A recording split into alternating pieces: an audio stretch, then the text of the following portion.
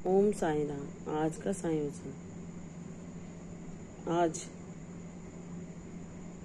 पुत्रदा एकादशी के पावन पर्व पर बाबा हमें श्री हरि के रूप में यही ज्ञान दे रहे हैं कि मेरे बच्चे, जब हम ईश्वर हमें अपनी भक्ति के लिए चुनते हैं और हम उनकी ओर आकर्षित होते हैं, तो हमारे जीवन में चाहे कितने भी संघर्ष क्यों ना आए, कितनी भी कठिनाइयाँ क्यों ना आए, ईश्वर हमारी भक्ति की कितनी भी परीक्षा क्यों न लें, हमें धैर्यता पूर्वक हर क्षण हर पल उन्हीं का भजन करना चाहिए, क्योंकि उनकी मर्जी के बिना पत्ता भी नहीं हिलता। और हमारे जीवन में जो भी परिस्थितियाँ आती हैं, जो भी समय आता है, वह प्रतिकूल हो या अनुकूल, सब उनकी ही लीला होती है। तो वह हमें जैसी भी परिस्थिति में रखें, हमें उनकी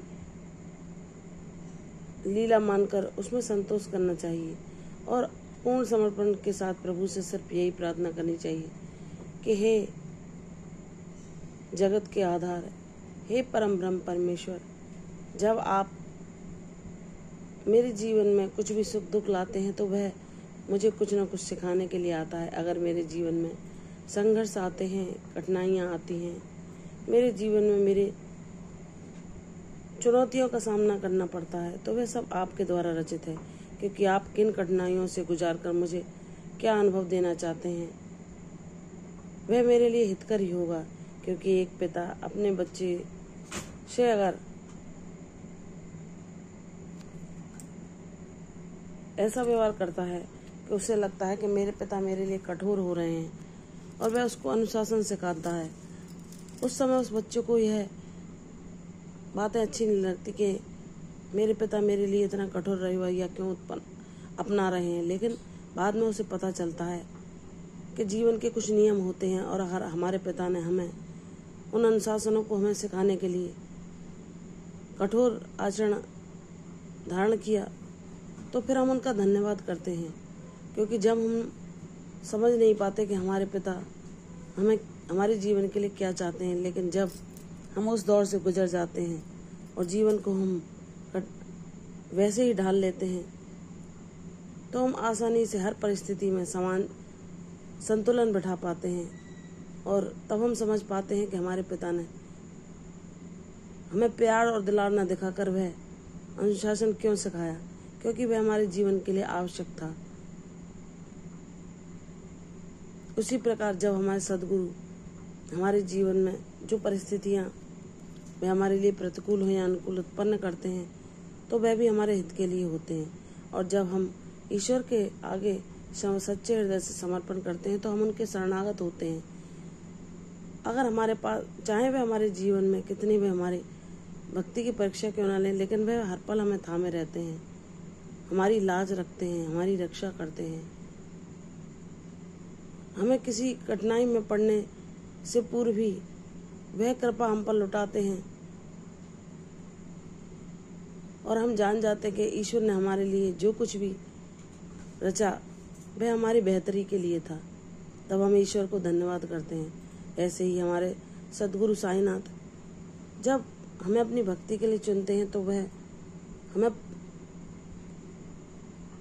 उन जीवन के संघर्षों की आग से तपाते हैं जो जिससे हम निखर कर सोना कुंदन बन जाते हैं, जो अपने जीवन में प्रकाश फैलाने के साथ साथ दूसरों के लिए भी आकर्षण बनता है, दूसरों को भी सुकून पहुंचाता है। तो मेरे बच्चे, जो हमारे जीवन में घटित होता है वह तुम्हारी बेहतरी के लिए होता है, लेकिन तुम अपने चंचल मन के कारण उन चीज़ों को उस समय नहीं जान पाते। इसलिए जब ईश्वर को हमने माना है, वह हमारे गुरु हैं, हमारे साथ चल रहे हैं, तो वह हमारे लिए जो कर रहे हैं वह अच्छा ही होगा, चाहे उसका परिणाम हमें बाद में क्यों ना पता चले। इसलिए हमें अपने सद्गुरु पर पूर्ण विश्वास रखना चाहिए और उनकी लीला में ही संतोष मानकर अपने मन को प्रसन्न रखना चाहिए, क्योंकि वही हमें बचाते हैं जब हम व्याकुल होते हैं, हमारा मन चिंताग्रस्त होता है। वह हमें सांत्वना देते हैं, साहस बंधाते हैं और वह ही उन उलझनों से हमें निकालते हैं जब हमारा चंचल मन हमें अशांत करके ऐसे भूल भुलैया में भटका देता है, जहाँ बाबा का नाम जाप ही हमें वह शांति और सुकून पहुंचाता है, सद्बुद्धि देता है और हमें उस परेशानी से बाहर ले आता है। इसलिए हमें अपने सद्गुरु का नाम जाप को सदैव निरंतर जारी रखना चाहिए। उनका नाम ही सहारा है हमारे जीवन के लिए। और जब हम उनकी ऊर्जा को जान पाते हैं, उनके अनुभवों को अपने जीवन में अनुभव कर पाते हैं, तो हमें अपनी भक्ति को इतना दृढ़ करना चाहिए कि हमारे गुरु के बारे में अगर कोई उन्हें जानता नहीं है और कुछ बोल रहा है तो हमें उससे कुछ लेना देना नहीं, क्योंकि वह उस एहसास, उस अनुभव से वंचित है जो ईश्वर परम सौभाग्यशाली लोगों को देते हैं। और जब हम ईश्वर को किसी भी रूप में जान जाते हैं तो हमारे लिए सारे स्वरूप एक हो जाते हैं और हम कभी उनमें भिन्नता महसूस ही नहीं कर सकते। लेकिन यह ईश्वर की विशेष कृपा द्वारा ही संभव होता है। तो जब हमारे सद्गुरु हम पर अपनी कृपा लौटाते हैं तो हम उनके अनुभवों को जान पाते हैं। लेकिन जब हमारे सद्गुरु सदैव हमारे साथ रहते हैं तो कौन गुरु क्या कह रहा है, कौन क्या बता रहा है, कौन भविष्य के बारे में क्या भविष्यवाणी कर रहा है, हमें किसी से कुछ लेना देना नहीं होता।